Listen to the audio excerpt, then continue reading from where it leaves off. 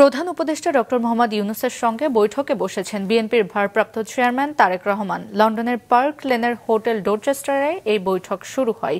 একটু আগে তারেক রহমান হোটেলে পৌঁছান। প্রধান উপদেষ্টার প্রেস উইং জানায়, তাদের আলোচনার মূল বিষয় হবে বাংলাদেশের রাজনৈতিক সংকট ও নির্বাচন।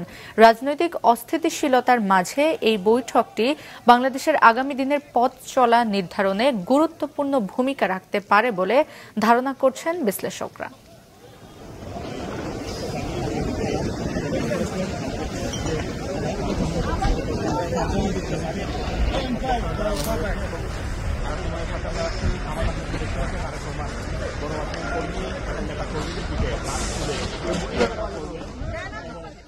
তারেক রহমান এবং আমাদের চিফ অ্যাডভাইজার এনাদের 1-to-1 মিটিং হওয়ার কথা, বাট এটার পরে যে অন্যান্যরাও জয়েন করতে পারেন। আর এই মিটিংয়ের পরে 11টার দিকে আমরা একটা প্রেস কনফারেন্স করব, সেখানে মিটিংয়ের আউটকামটা জানানো হবে।